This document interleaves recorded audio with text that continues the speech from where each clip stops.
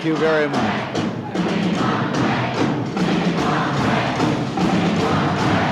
Thank you.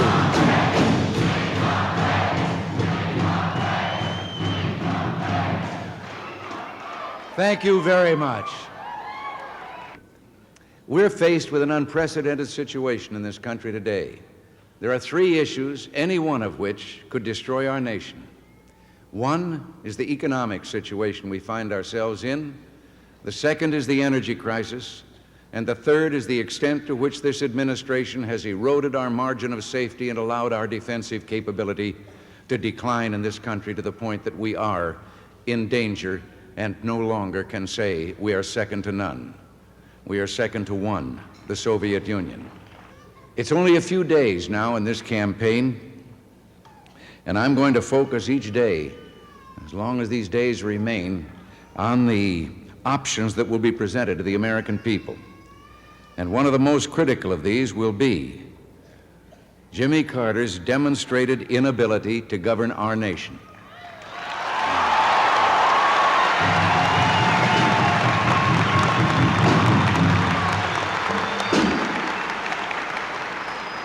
At home and abroad, the lack of leadership, speaking bluntly, brings up the question of whether he is competent to handle the job. Now let me say one thing. I know in this place and speaking to this audience, I would have to be addressing not just fellow Republicans, but Democrats and independents as well. And I hope that's true, because number one, we can't change the course we're on without you. You are welcome. We need your help and support in a crusade to change the direction of this country.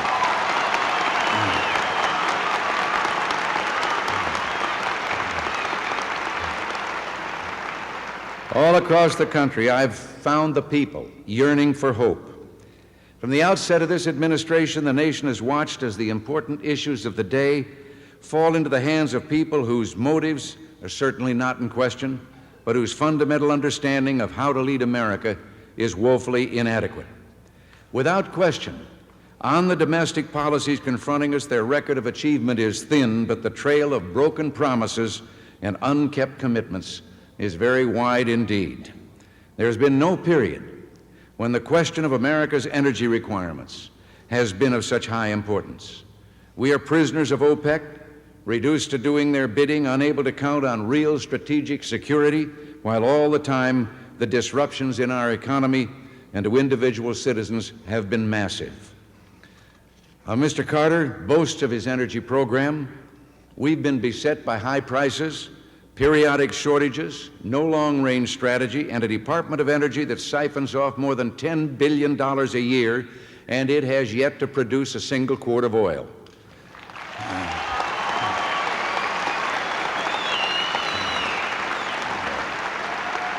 We know that this government has sequestered, taken out of circulation, and put aside hundreds of millions of acres of public lands that once were open to multiple use, to grazing, to finding of minerals, to finding of energy sources.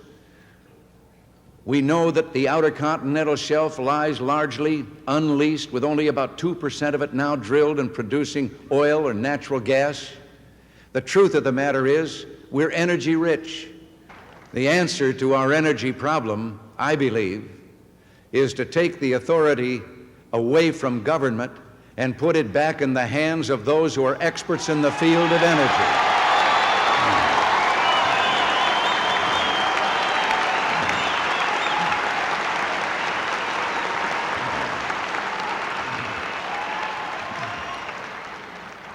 In his economic program, the broken promises there and the results.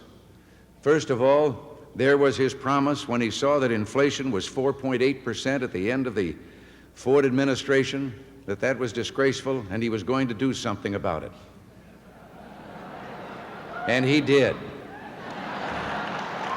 It's now running at 12.7%. And then there was unemployment. He promised he would bring it down to within 4%. And today there are 8 million Americans out of work, and 2 million of them lost their jobs within the last few months. Then there was the matter of taxes, and I recall his saying that our tax system was a disgrace and something had to be done about it. And so he has, in these 4 years, doubled the taxes paid by the American people. It amounts to an added $5,000 a year burden for the average American family of four. The taxes, he promised that he would never impose taxes on the working, the middle class of America. And he has imposed the biggest single tax increase in our nation's history. And his tax program that has doubled so far will double again in the next 5 years, and by 1985, if his policies are continued, the tax burden on the American people for the federal government alone will be in excess of $1 trillion. And then he was going to streamline the government, and he was going to make the government smaller. He has increased government spending at the federal level by 58%. He has run up, in these 4 years, the biggest 4-year run of budget deficits of any president in our history. And in the year of 1980, the fiscal year that ended on the first day of this month, he ran up the single biggest deficit in our nation's history. And if you add in the off-budget items, the total debt is near $80 billion for that 1 year. Not too many years ago, $80 billion was the total cost of the United States government. Now, $80 billion is the annual interest that we pay on the debt. I have been touring many areas of this country, and you have escaped some of this so far, but the ripple effect will catch up. I've been touring the areas where there is great unemployment. Detroit, Michigan, where it is 18%. For minorities, it is 56% in that city. Kokomo, Indiana, it's 20%. Flint, Michigan, it's 25%. These are the figures of the Great Depression of the 1930s. I have talked to the unemployed. I stood in the South Bronx. I stood there for the very reason that in 1977 Jimmy Carter had stood on that same spot. You would have to see the South Bronx in the heart of New York to believe it. There are rows and rows of empty buildings, gaunt structures with the windows broken out, standing empty and deserted. On one of them nearby was painted "Unkept Promises." On another was painted "Despair." And then there are blocks and blocks that have been leveled with a bulldozer, just covered with brick and rubble, but they just stretch as empty blocks like a bombed-out city. And when I turned to leave, I found myself facing a middle-aged man, black, not antagonistic, but he said to me, and with such a longing in his voice, he said, "Can you tell me, do I have reason to hope? Can I hope that one day I can again provide for my family, take care of my children?" How you bled, wanting to give him an instant answer and say, yes, it can be solved immediately. No, it can't be, but it can be solved. Yes, there is reason for hope in this country. This country has everything that it always had before, except the leadership in Washington that this country requires.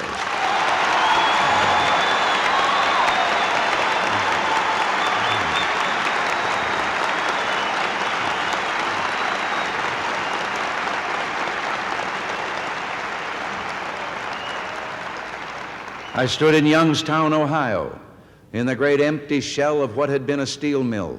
Not too long ago, 13,000 men unemployed. The steel mill is closed. This isn't a temporary layoff.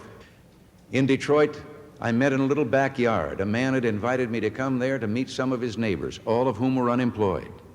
Steel workers, automobile workers, and some from the construction industry, because people don't buy houses when interest rates are at 14 and 15%. This man had invited in a dozen neighbors, as I say, and in that tiny little backyard we sat and we talked to each other. They'd brought their families, a young man with his wife, his children, and you hear of the shattered dreams.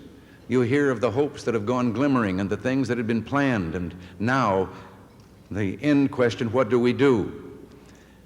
And moved by that, as I'm sure anyone would be, I went out and referred to that publicly as a depression. And the president couldn't wait. On the same day, he called in the press to say this proves his ignorance. This is a recession. Well, now, I know that the economists have drawn a kind of a fuzzy line, and on one side's recession and on the other side is depression. But anyway, I wasn't talking about that. I was talking about the human misery that I had seen. The president was hiding behind a dictionary. Well, if it's a definition he wants, I have one for him. A recession is when your neighbor loses his job. A depression is when you lose yours.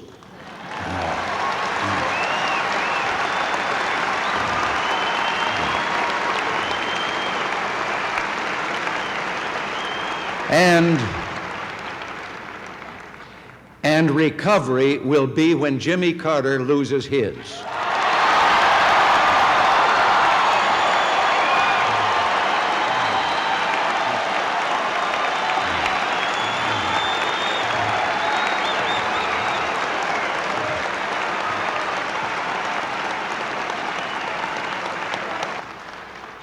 And Jimmy became president, or while he was a candidate. If you'll remember, he coined or invented a new thing called the misery index. This you got by adding unemployment, the rate of unemployment, and the rate of inflation. And in Jerry Ford's case, it came to 12.5. And then he said, no president with that kind of a misery index has the right to seek re-election to the presidency. Well, today, his misery index is above 20%.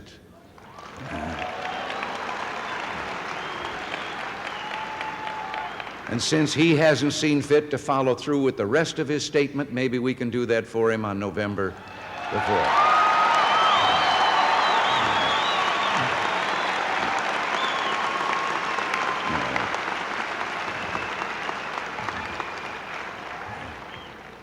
He has introduced 5 new economic programs in these 4 years. You would think that someone else had been in charge for the last 3.5 years or so. But at the same time, he has found it necessary to find a reason for inflation. He blamed OPEC. Then he blamed the Federal Reserve System once, not too long ago. And then he blamed the American people, said that we were suffering from a malaise and we weren't productive enough. And then he took another crack at the American people and said that we had inflation because you and I were living too well. Well, you and I living too well is not the cause of inflation. We have inflation because government is living too well.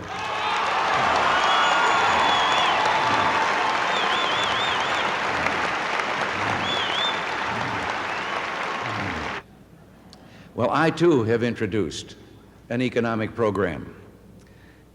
And my economic program, I didn't just spin off the top of my head for it to be a campaign speech.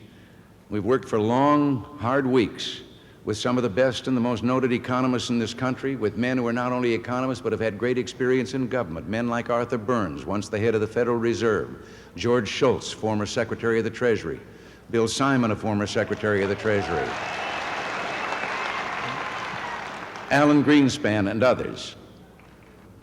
Now, my own plan is based on a combination of fiscal responsibility, the first priority, the Federal Reserve System, being to maintain the stability of the dollar.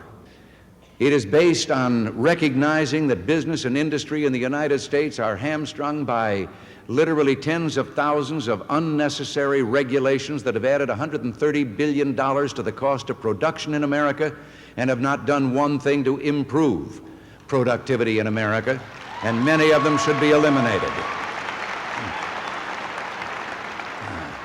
The next step is a planned program of reducing the cost of government. And we have a task force working on where we will find these areas to cut.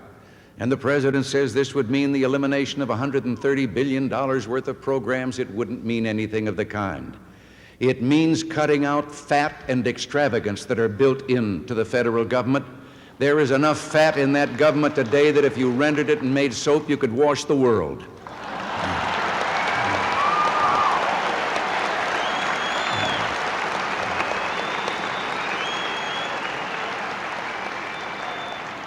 But it's hardly, what we're talking about is hardly a meat-axe approach. We're talking about a 2% cut in 1981. That's 2 cents out of every one of the $633 billion in the budget. Anyone should be able to do that. And I know it can be done because we did it in California. The next year, you add another 2%. Now it's 4, and then 1 for 5, and the next year 6, and the next year 7. Now that is a modest goal, and even our economists who have studied this program tell us that we're modest, but we prefer to do it that way. Just between you and me, I think we can knock off as much as 10% or more. But we also can balance the budget by 1983, if not before, and that is the biggest step in eliminating inflation, putting government back within its means.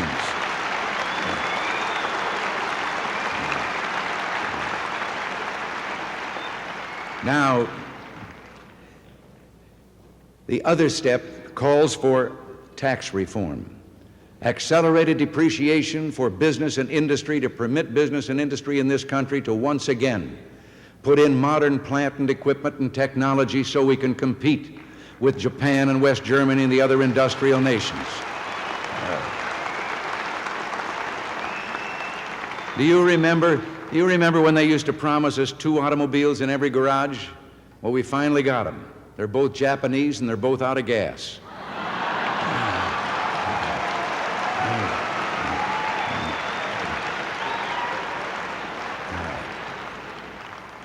Then the next step in our tax program is a 10% cut in the income tax across the board for everyone.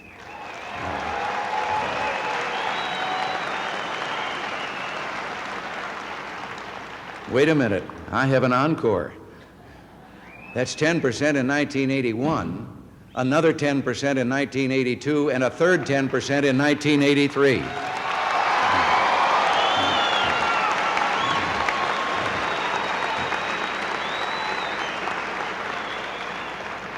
Now, the President says that's irresponsible. Well, I will admit to being irresponsible if he'll admit to being responsible.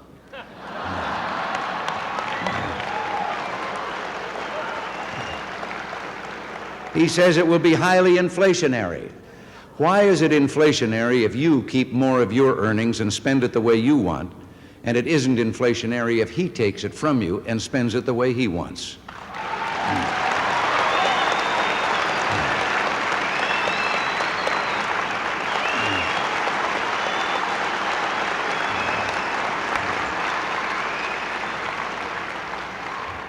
Now, let me make one confession. I will confess that I have built into my program a spending program also, and it's one that I mentioned earlier. It is absolutely essential that we increase our spending for national defense if we're to preserve the peace.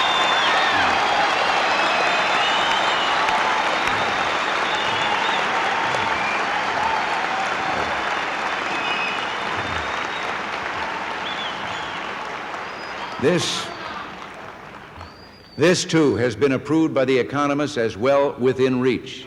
Remember, my tax cuts are not going to reduce the government to getting less money than it is presently getting.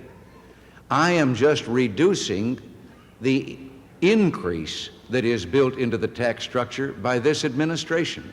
The government will continue to expand and grow. The government will continue to have more money to meet the needs of expansion as we go on. But the people of this country will also have more money for the things that they want and that they need.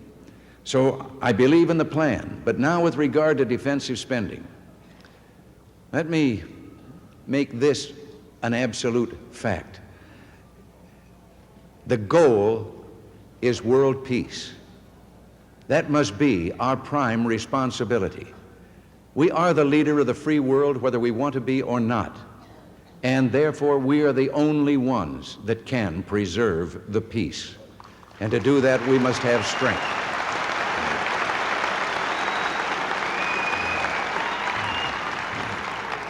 Now, the President claims that why we're superior. He has canceled the B-1, he delayed the MX, he delayed the cruise missile, the neutron warhead, the Trident submarine, and a number of other weapons, closed down the Minuteman assembly line. And as I said earlier, we are not number one. We have opened a dangerous window of vulnerability to the Soviet Union. that as their building of arms goes up and ours continues to decline, with great percentage of our aircraft that on any given day can't fly for lack of spare parts or maintenance, with ships that can't sail from our Navy out of port because they don't have the crew to sail them, with 70% of the enlistees in the volunteer Army leaving at the end of the first term and a high percentage of them not even completing that term, we're 70,000 short in non-commissioned officers. The President has asked for advance registration for the draft. He says that he won't call a draft. I'm pleased with that because I don't believe in a peacetime draft.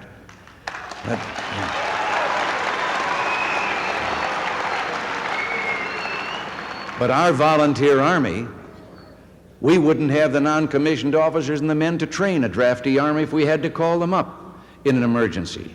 I happen also to be opposed to his advance registration for the draft. He said that that was to send a message to the Soviet Union, but he's sending it by way of the post office.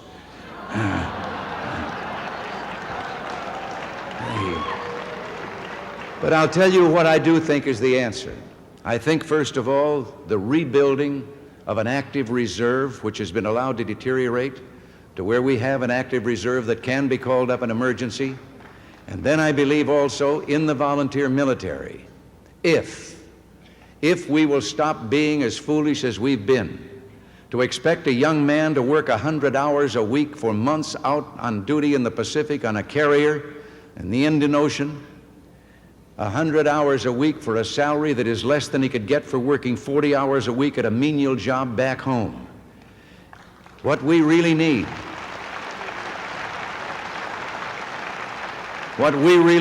is to institute a pay scale and benefits as we would in the private sector that are commensurate with the sacrifice we're asking of the young men and women in uniform, and we'll have a volunteer military that works.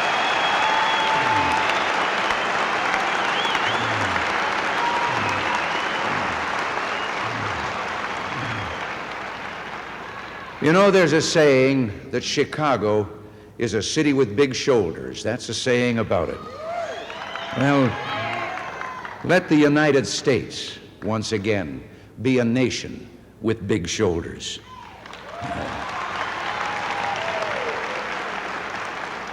Shoulders to bear the kind of historic responsibility out of which our destiny was born more than 200 years ago. What is it that we as Americans really want? It isn't power. If we only wanted power, we long ago could have dominated the world. It isn't world leadership as an end in itself. We've had world leadership thrust upon us by events. We've never pursued it. In my view, what we want is so simple, so elementary that it's often overlooked. We want to live in freedom and in peace, to see our children have at least the opportunities that we had for advancement, and preferably even better opportunities than we had. We want to worship God in our own way, to lead our own lives, take care of our families, live in our own style in our own community without hurting anyone or anyone hurting us. And yes, we want to bring the blessings of peace and progress and freedom to others. I'm talking about the very essence of what it is to be an American. We're different. We have always been different. We have created, with God's help and our sweat and pain and work, we've created something that never before has existed on the face of the earth. A nation where the vast majority of people are free from material want, free to worship and think in their own way. The immigrants who have come to this country in our own time, and those who came earlier and today, we look upon as our parents or our grandparents or great-great-grandparents. They brought us a gift of work and a gift of faith. And what they produced through work was always there to be used for charitable and brotherly works of faith. All we have, all we've ever built, all the hopes and dreams that we want to come to pass, all this is dependent on education in freedom. And so a more basic answer to the question I asked is, what is it that America really wants? It's to grow, to learn, to develop our talents in freedom. Freedom is the only true possession that Americans have. A signer of the Declaration of Independence said it isn't important that we leave wealth to our children. it is important that we leave them liberty.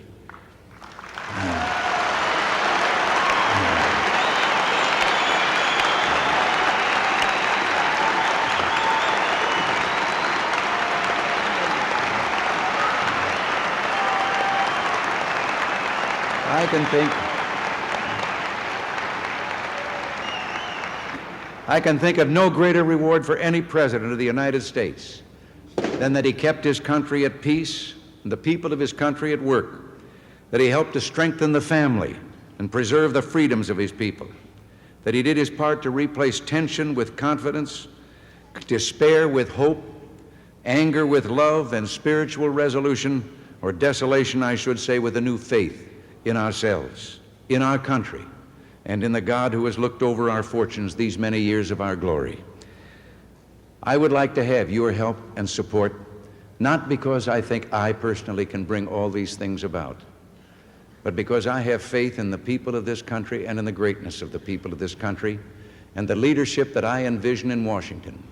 If I should have enough of your support, would be to take the lead in getting government off the backs of the people of the United States and turning you loose to do what you can do so well. Thank you very much. Thank you.